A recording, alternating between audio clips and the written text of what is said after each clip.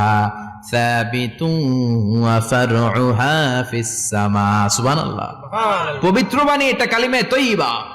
আবু সাঈদ আল খুদরি থেকে বর্ণিত, মুস্তাদরাকে হাকিম আর সহিহ ইবনে হিব্বানে এসেছে, বিশ্বনবী বলেন মুসা আলাইহিস সালাম আল্লাহর একবার প্রশ্ন করলেন, ইয়া রাব আল্লিমনি দুআন আদউ বিহি, আপনি আমার এমন একটা জিকির শিক্ষা দেন যে এই জিকির দিয়ে আমি শুধু আপনার জিকির করব, কেউ এই জিকির করতে পারবে না।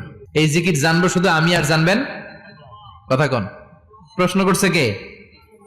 হ্যাঁ, কাকে করেছে? আল্লাহ এমন একটা জিকির শিখান যেই জিকির কেউ জানে না, আমি জানবো, আর ওই জিকির দিয়ে প্রাণ ভরে আপনারে ডাকবো। আল্লাহ বললেন মুসা পড়ো লা ইলাহা ইল্লাল্লাহু মুহাম্মাদুর রাসূলুল্লাহ। মুসা আলাইহিস সালাম বললেন আল্লাহ চাইলাম কি, কইলেন কি? লা ইলাহা তো জাতীয় জিকির, এটা তো আন্তর্জাতিক জিকির, এটা জানে না এমন কেউ নাই। এমনকি হিন্দু ভাইরাও জানে, কথা কন। আল্লাহ আমি তো চাইছিলাম এক্সক্লুসিভ, আমার জন্য স্পেশাল, এর চেয়ে সুন্দর আর কেউ জানবে না, এত সুন্দর একটা জিকির আপনি দিবেন, এটা আমি ডাকবো আপনারে আর আপনি শুনবেন। আল্লাহ বললেন মুসা এর চেয়ে দামি আমার কাছে নেই। আল্লাহু আকবার।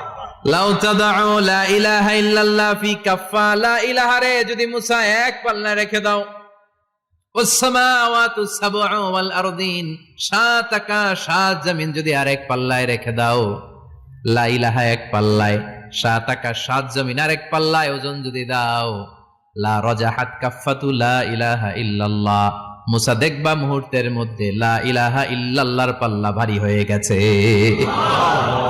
সাত আকাশ সাত জমিন এক পাল্লায়, শুধু লা ইলাহা ইল্লাল্লাহ আরেক পাল্লায়, মুহূর্তে লা ইলাহার পাল্লাটারে ভারী করে দিবে কে? এটা বিপ্লবী বাণী, আমরা এটার ভিক্ষার মধ্যে লাগাইছি।